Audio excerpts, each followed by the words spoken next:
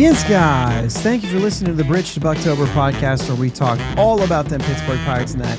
My name is Josh. Today is August 12th. The Pirates lose the opener in Milwaukee. Andrew Heaney, another 6-run game. I'm bummed out. Yeah.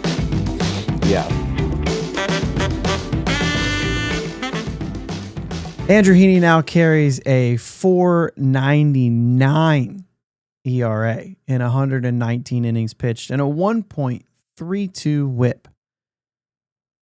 Now, I mean, we remember back, this dude had a 2.50 ERA at the end of April, a 2.91 after his start on May 21st, but May kind of started it.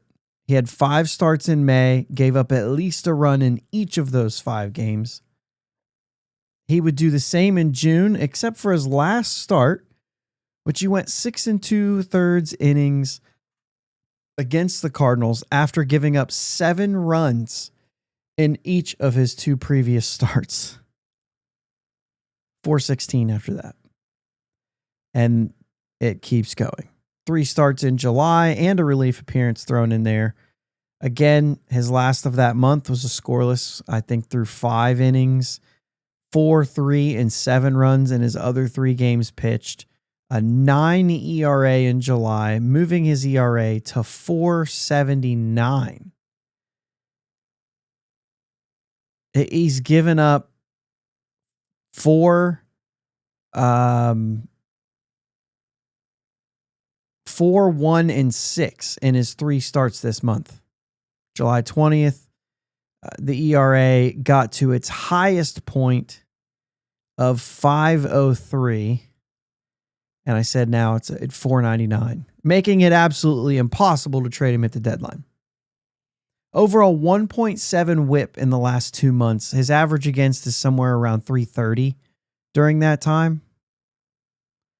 I think 23 starts is enough, right? This is fine. I think most of us would say we've seen enough. How could we have gotten this wrong?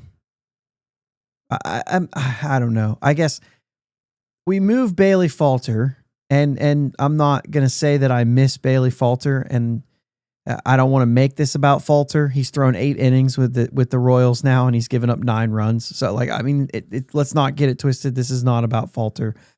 But it just seemed like because Heaney had become untradeable, we just had to move one of them. And the whole non-tender candidate is they're going to sign another guy. I mean, they don't have to, right? They don't have to sign another guy. If they can get some young guys, we're going to talk about that, right? We're going to talk about that in a second here. There's options, but you could just have Bailey Falter. I don't know. At some point, this has to stop. I'm not saying completely release Heaney. I actually would keep him around for innings out of the bullpen. That's something that this team is going to desperately need at this point in the season. It's something that he's done, pitched out of the bullpen, and it's something that, like I said, it's really needed moving forward, because if you start to bring up young guys, they're going to need, they're not going to go deep. You just know that, right? You brought in Chase Sugart back tonight, and he's already pitched 3 innings and threw 44 pitches. Yohan Ramirez did the same a couple days ago, just in the Reds series and then last night. The Skeens game, the last time he pitched, there's just this one time through the rotation here. You had 3 guys pitch after that: Sanders, Baraki, Nicholas. You're going to notice these names over and over again. In the Keller game, it was Moretta, Nicholas, Santana. So, okay, Nicholas back-to-back days. Then in the Ashcraft game, Majinski goes 3. And then you get Baraki again, Matson, and Sanders again. Well, then the Burrows game, you got Yohan Ramirez with a ton of pitches. Moretta again, he gets sent down after that game. Baraki and Sanders again. And Matson again. So Baraki, Matson, Sanders back-to-back days. So you had to get 3 from Sugart today. And then Nicholas goes in. And now you're right back at it, and you've got Ramirez, who probably will get into this game. But you would think that Baraki, Sanders, Matson, maybe they'll have a day off in between. Santana's available. Nicholas can go back-to-back days. That's what he normally does. So you have options. You can get guys in there, and you're talking about Paul Skeens. So you're going to have, hopefully, at least 6 innings. And we got Skeens, and then we have Keller. You can hope that those guys can get through 6. And if they don't, it's really important they do. If they don't, it's more taxing on this bullpen. So I say all that to say, when you say, okay, we've seen enough of Heaney, and you bring up either Chandler or Barco, you're probably going to let them go twice through the order and turn it over to the next guy. That's likely to be a 2-inning guy. Let's say Majinski's one of those guys. Sugar, maybe. Johan Ramirez, maybe.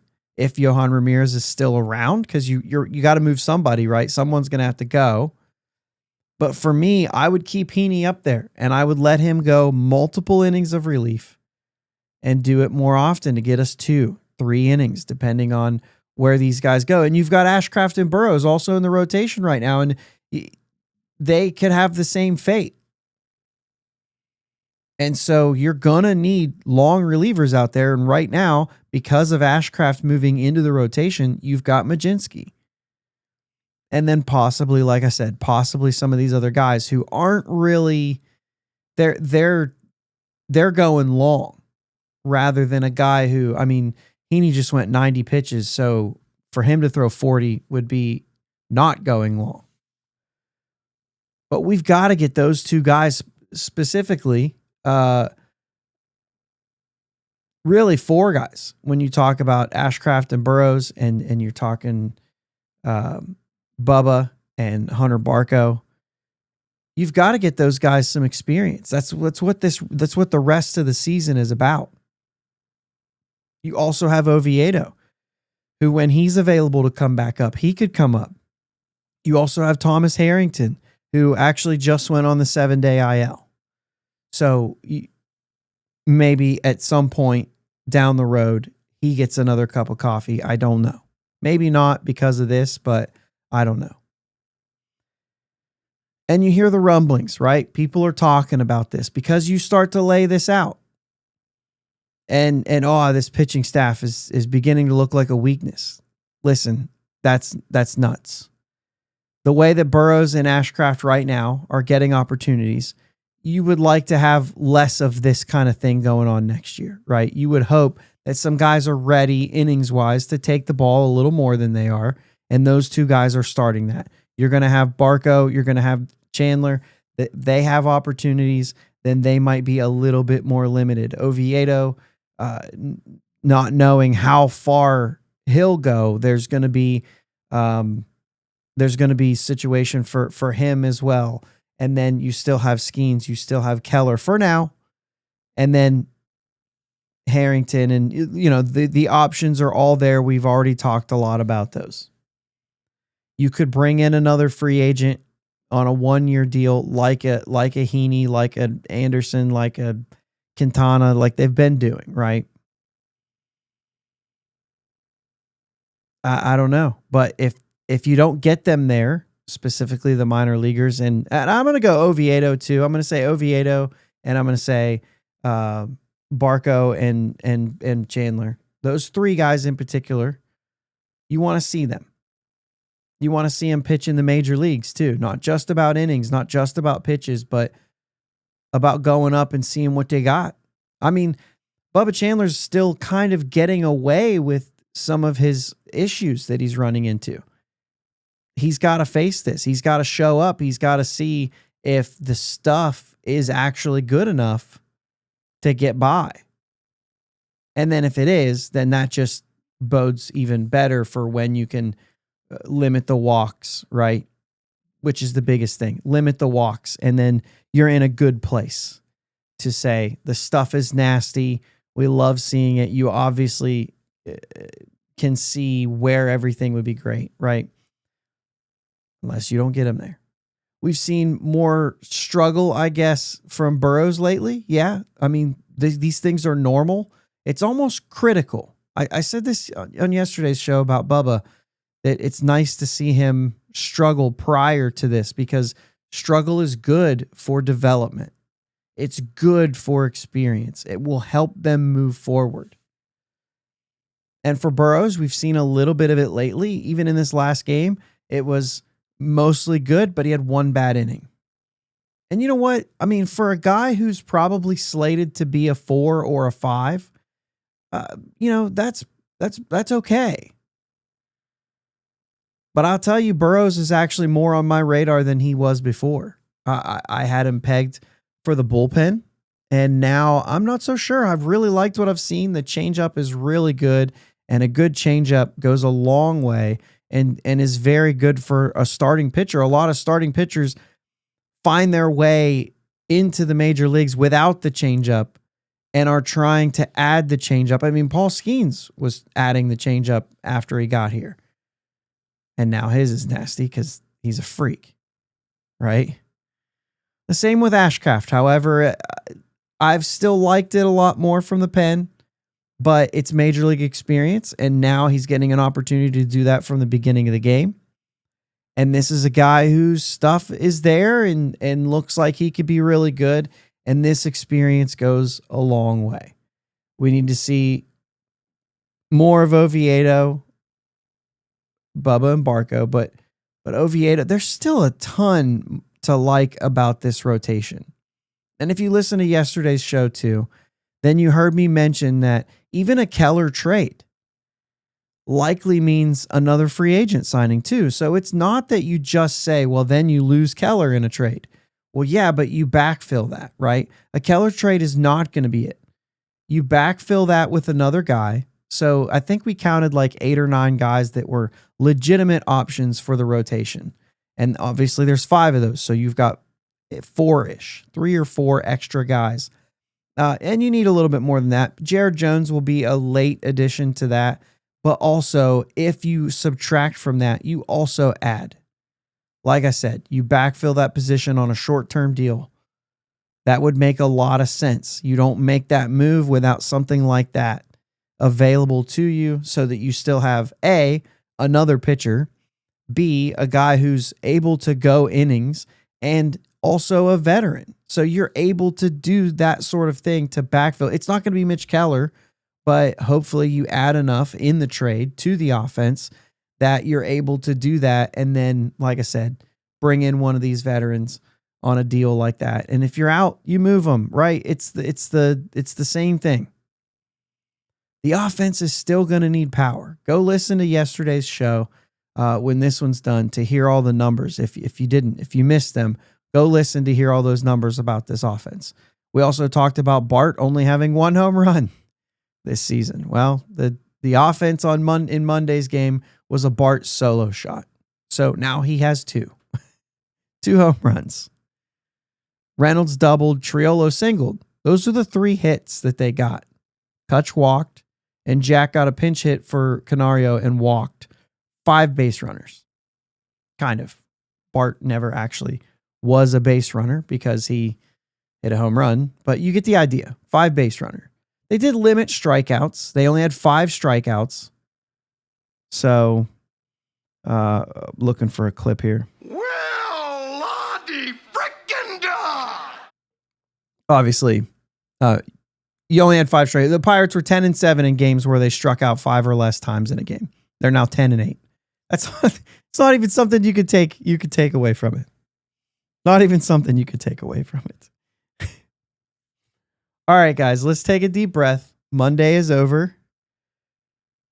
Okay, it's Skeens Day. Skeens goes up against the Red Hot Brewers team, which, by the way, the only team still, I believe, I didn't actually pull up the standings here, but the only team with 70 wins. I need to check that because there was a couple teams that were getting close. The Blue Jays got to 69. The Phillies got to 69 yesterday. Dodgers still at 68. They're playing right now at the time of recording this. And the Tigers also at 69. They're still the only team with 70, and they've got 74 wins. They're 5 games ahead of everybody else in Major League Baseball. This is a red-hot Brewers. They've won 10 in a row. They're at home. They're on fire. And you got Paul Skeens. So this is like one of those ultimate matchups to see, what he can do. He goes up against Freddie Peralta. Well, actually, the offense does. Reynolds particularly fares pretty well against Peralta, hitting .389 with a 1.059 OPS and a homer.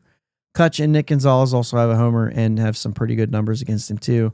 Not quite the sample size, but can this offense get back on track? Even the series with the best pitcher in baseball on the mound. It's certainly possible. They've scored a total of 21 runs in the last 4 Skeens Day games. 21 runs in 4 games. Like to see that. Let's hope for more of that in Milwaukee tonight. And for those who care, Skeens had a personal record of 4-8 before those 4 games, and now it's 7-8. Looking to even that up too, if you care about that sort of thing. Me personally, I don't. Well, let's see Skeens get let's see him stifle the bats a little bit in Milwaukee, and then push a rubber game with Mitch Keller on the mound. I mean, if you're going to make waves, this is the opportunity to do it when you have Skeens and Keller in back-to-back games. So we'll see how that goes. Other than that, that's all we have for today. We'll be back at it tomorrow. Have a great day. Thanks for sticking it out with me. Appreciate you guys. Let's go Bucks. Thanks for listening to the Bridge to Buctober podcast. Subscribing to your platform of choice is the best way to be notified for new episodes. And now, new episodes every weekday. Remember, live shows with my dad and Uncle Jake are Sundays at 9 p.m. Subscribe to the YouTube channel and join them in the live chat every Sunday. Follow them on Twitter, Facebook, and Instagram at Bridge2 Buctober. Clear the deck. Cannonball coming. And let's go Bucks. This is fine.